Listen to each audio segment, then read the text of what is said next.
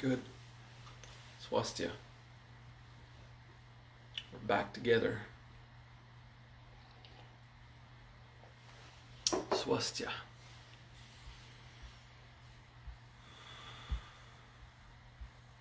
Paying attention to ourselves.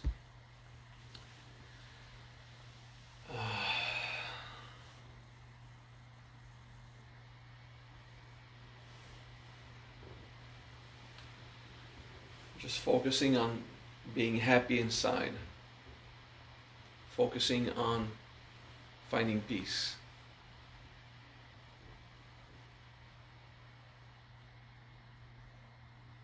It's focusing inside on integrity.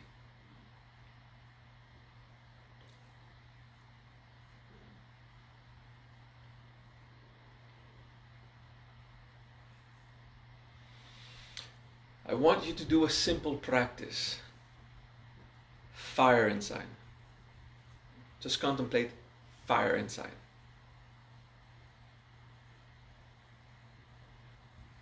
Very simple practice. Fire inside. If you have the image of a candle, it's too complicated.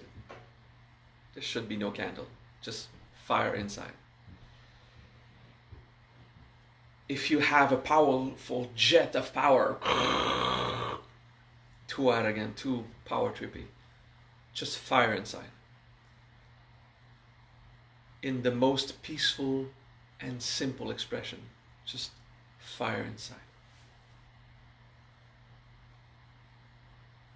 Breathe and contemplate fire inside.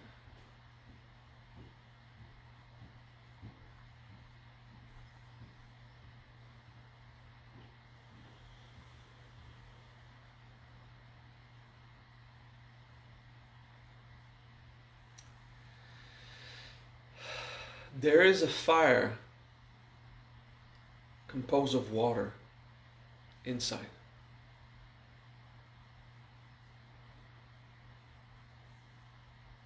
It is a fire that burns the impurities, and it is actually physically made of earth and water. It's part of the water dynamics of your macrophage cells that eat the trash, the invaders, the poisons. So a fire made of water, we call it apsagni. It's water that burns impurities. It's water that acts like fire. So acid would be a form of apsagni. So the concept is apsagni. Your macrophage system that burns through the trash, that burns through the poison. Apsagni.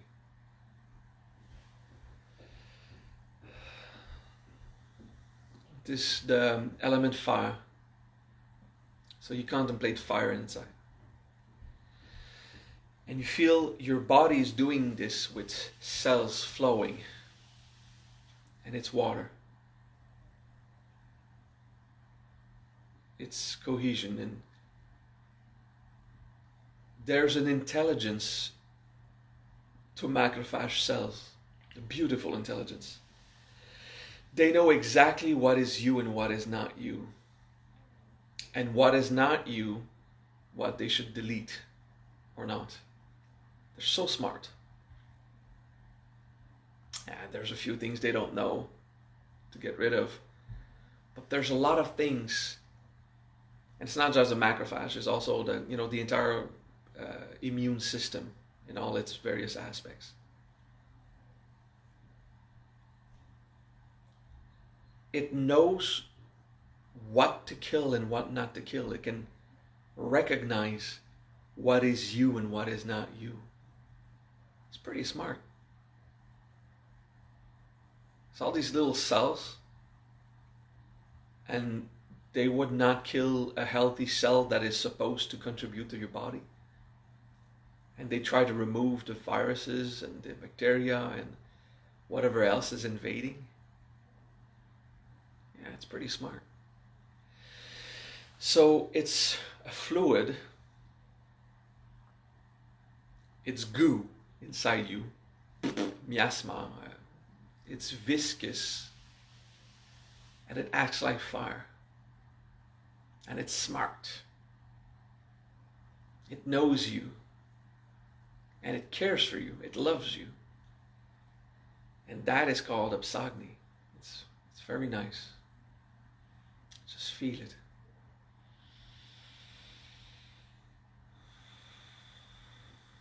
You just contemplate fire inside, but you know it's biological stuff. And it's healthy. The concept of Apsagni, it's the concept of something subconscious, but still conscious, intelligent, because it's caring. That is the concept of Apsagni.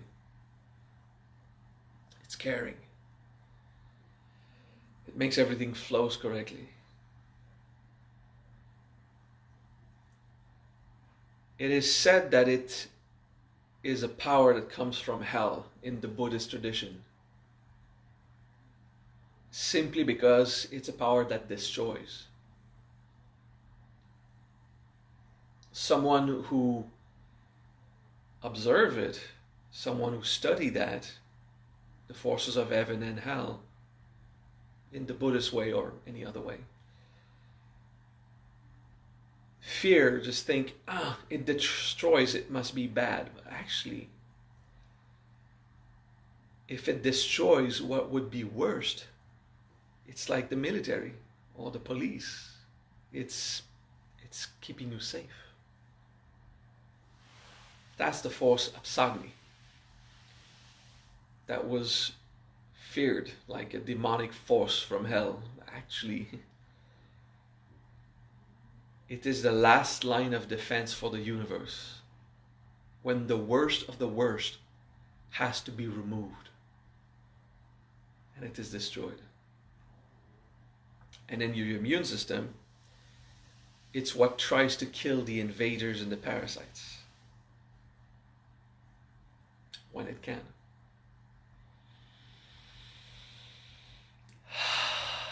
Fire inside. So there is destruction inside us, of course. We're trying to destroy what is not part of us. And we destroy the invader. Yeah, it's one of those good things to contemplate. Good. Deep breath.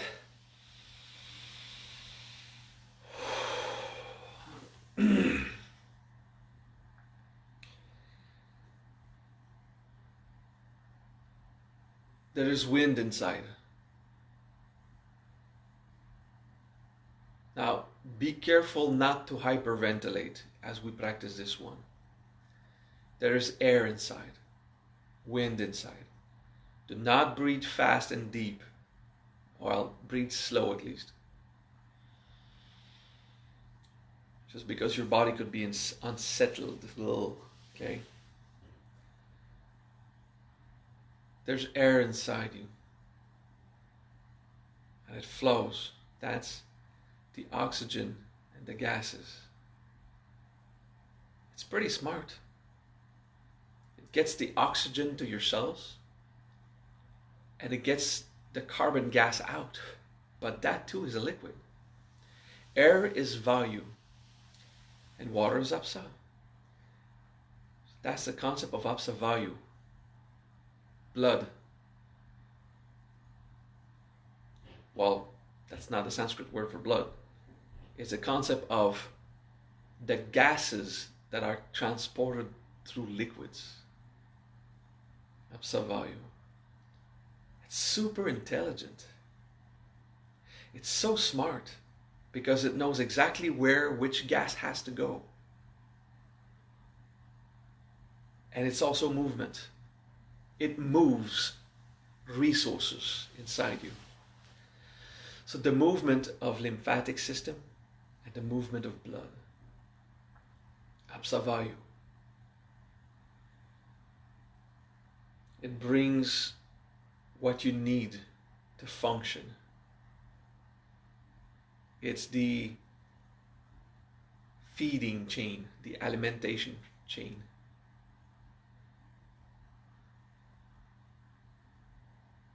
And there's wind inside. There's air inside. Apsavayu.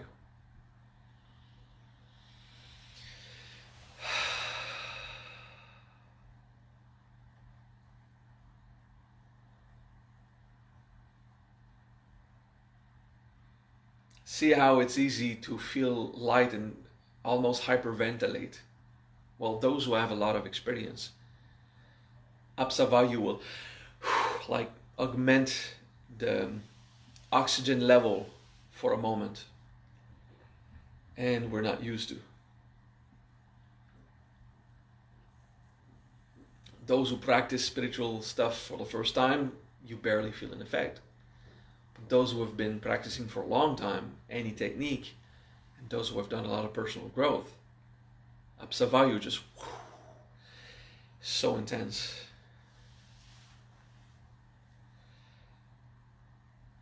Apsavayu was perceived by those who don't understand as a minor power of hell, because it's a gatekeeper, and it rejects stuff. It's power of rejection, because it takes things that are not supposed to be in your system and it puts them out. So it's a security guard. You go in, you don't go and come in, you get out. It's a security guard. It's very useful. But Apsavayu is seen as the power of rejection. The power of rejection is necessary so that the individual can know what to accept and what to reject. So the emotions of rejection that you resolve makes your Apsavayu system more efficient. Make peace with rejection. It's something inside that we need to learn about and that we need to make peace with, because it's something that nature needs to function, to continue to survive. It's a good thing.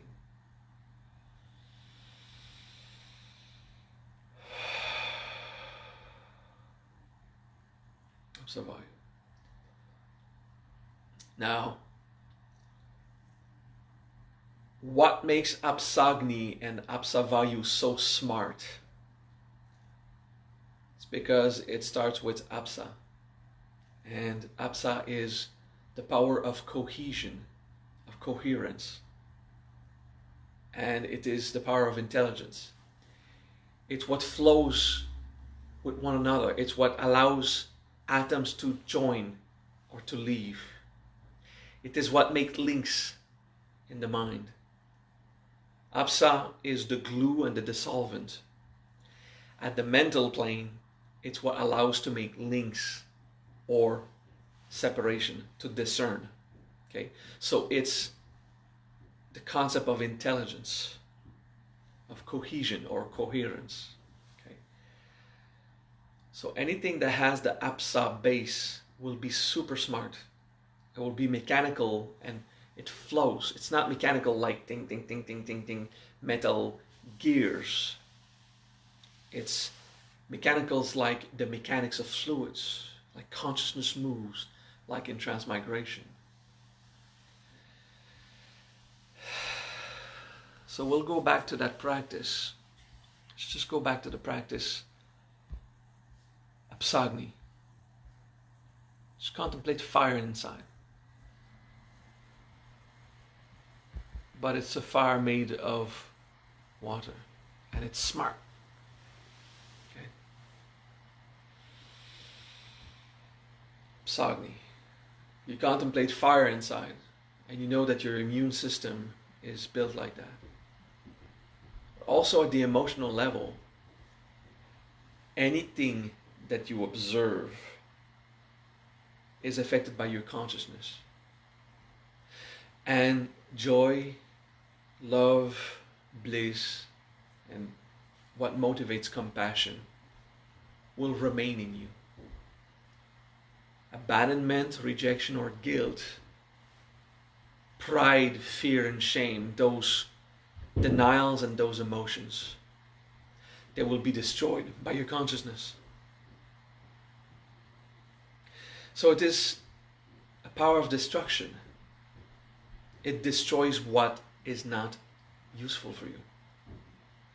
The same way your immune system does it, your emotional plane will do it, your mental plane will do it. Removal of what is not good, but it destroys. And that is the most basic power of oblivion. It brings the end of something. So if we just study the power by itself, it could be frightening. But it actually what is keeping the universe free of the worst trash possible. So you contemplate that fire inside. And it's also flowing like water. And it's destruction what it is meant to be. And it is so smart, super intelligent. It is a subconscious power, meaning that is something happening by itself. It seems to be a curse when it forgets its own self. Yeah, there is ignorance in there. It's subconscious because it's that mechanics of the universe that operates on its own. It's normal.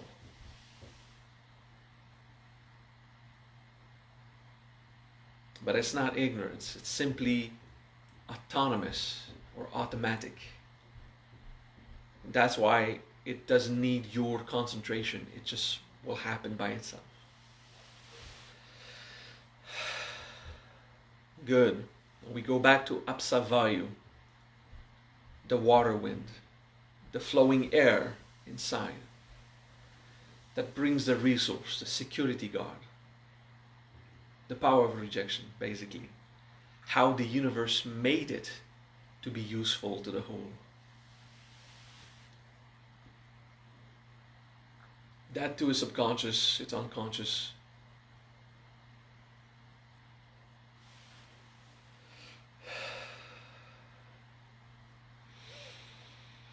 And if you pay attention to it, it just does its job better, and it understands what it is better.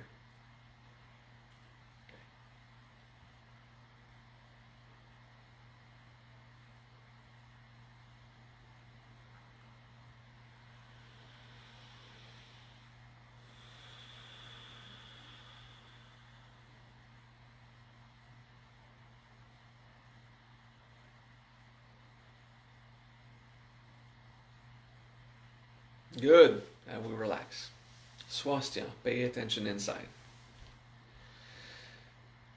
Know that your bones are strong. Know that your bones are well made with the correct minerals.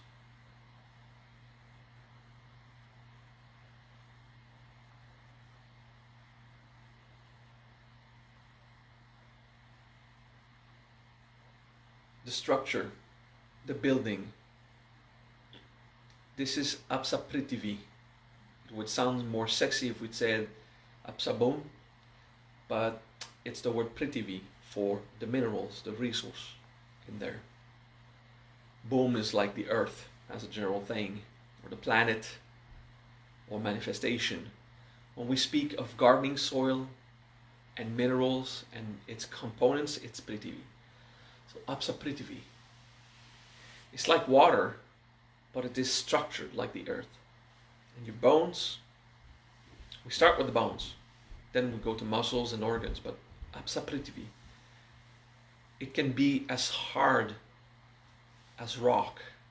Even harder, it is molded in a structure because it's smart.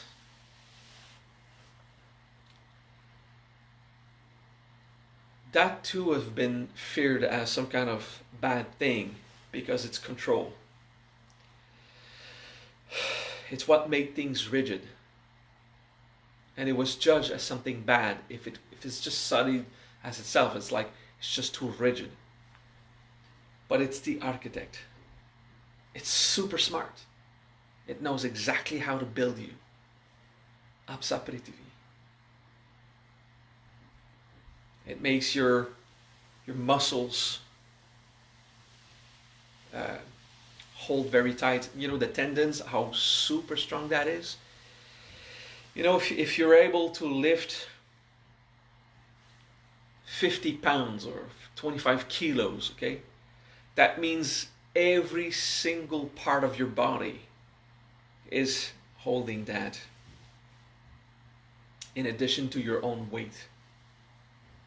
So you're holding more than your own body weight in terms of strength and power.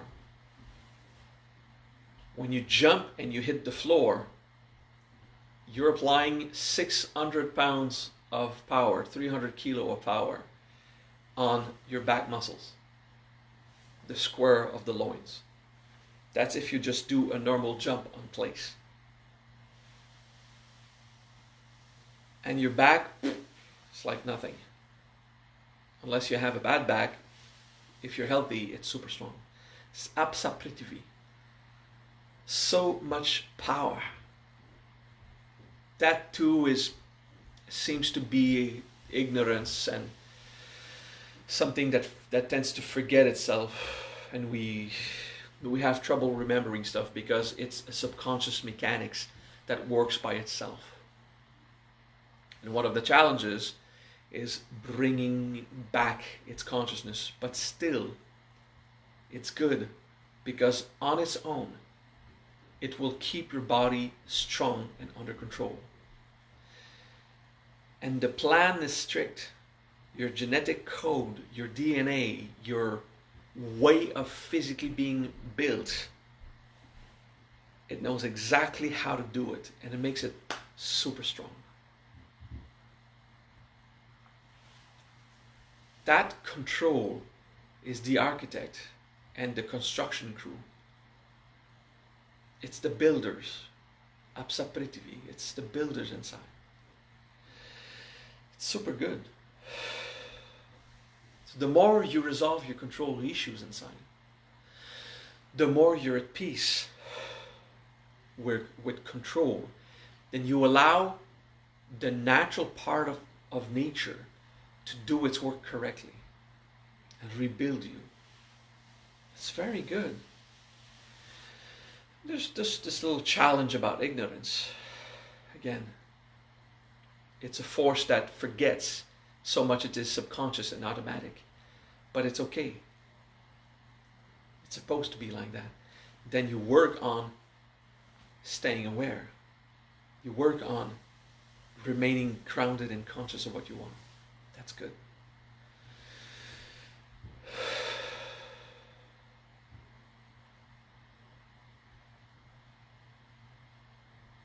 All right. There's only one left. Apsakasha. Yeah. Apsakasha is not about you. It's about the world.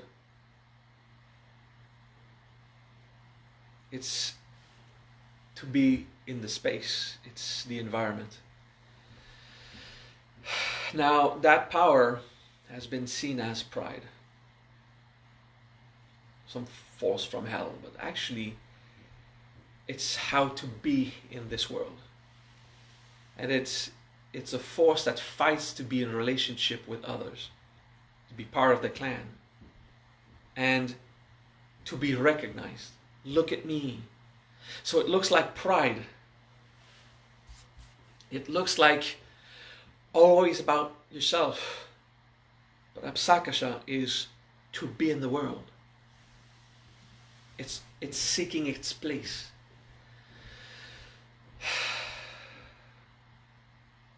and it seems to be pride. That one's a bit complicated.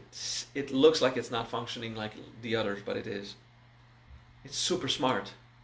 It keeps you in the need to contribute to the clan. So it's survival. Okay. And it needs recognition. Yeah, it needs, okay, am I part of this world? It needs validation. But it just wants to make sure that you're part of the world. Whenever you are contributing, you'll feel satisfied. So you work on the pride, of course. The more you work on your pride, the more you'll contribute to the world. Apsakasha wants you to be useful. To have a place in the world is to contribute. But it looks like pride, this genetic impulse to just be part of the world and take that space by force. But Apsakasha is a blessing that ensures that you are contributing to the clan. It's forcing you to compassion until you do it consciously. And then the ego takes over, and then it's not Apsakasha anymore, then it's just ego, arrogance. But Apsakasha is survival, and it's a good thing. It's very smart. Think about all these animals who never went to schools. The foxes and the leopards and the sloths, the perezosos, just hanging from trees, and the pandas and the bees never went to school. Never learned about economy and money and how to cook, and it survives. That's the power of Apsakasha. Resource and nature just flows in the environment. The environment just flows together. It's so smart. It is so smart. Nature is extraordinarily intelligent. That's Apsakasha. And it looks like pride, and it looks like another one of those subconscious things that just wants to operate natural reflexes. But if you work on yourself, you're going to have only the good sides of it. And nature will flow together so harmoniously. It's a beautiful thing. So when you combine the elements like that, in this case we wanted to do the elemental power of the Apsa combination. It's the first one to study because it's the intelligence in nature in many different aspects. And it's a beautiful thing. It's a powerful thing. But it is something we judge. Like someone who doesn't understand magic will see someone do magic and will say, it's black magic. No, it's not black magic, it's magic. There's no black or white magic. That does not exist. There's just the magical arts. And it's usually prayers and blessings and beautiful invocation, and it's want to be in harmony with the universe. It's a beautiful thing. And then there's magic for destruction, and you judge it, but your body does it. It's all about the end result. Does it keep you healthy and alive? Does it keep others healthy and alive? Then we would judge control, we would judge pride, we would judge rejection, we would judge these forces of the ego that actually is just something to become aware of and to work on. That was a fun contemplation. It was just to show you a more advanced observation of the world. Just be careful. When you judge something, it's actually caring for you somewhere. There's no such thing as coming from hell or heaven, or it seems to be, but only through a judgment. It was something made by nature, so it was perfect. And if you work on yourself, if you do a personal growth, you'll get rid of the arrogance part, or At least if you can't get rid of the arrogance, you'll be in charge. When your arrogance rises, you'll see it and you can keep your integrity on who you are. Just never be too quick to judge a power. Understand its role in the universe and how beautiful it is. So you won't judge it, and you'll embrace it. And then you can harness powers that has been judged for the good of all beings, for the liberation of suffering, for the equity or distribution of resources in the world. And if you pray for equity, whoever is rich in excess that starts to lose resource will find you to be evil. But the poor that are now gaining more are just happy. But you'll be judged with those who have the more power, the more strength to express. Yeah, it's a very, very useful thing to be careful. In a time of crisis, like this virus thing, everyone loses. Everyone loses something. Don't judge evil as something evil, but ask, what is that? And what do I feel? If I have to mourn, what must I lose and mourn to be complete again? What am I losing? Just mourn it. And be wise. And if you don't have the money to pay your bills, well, you become creative. And then you dare to express yourself, and you tell those you owe money, well, there's no money. I'm not going to pay you with dreams.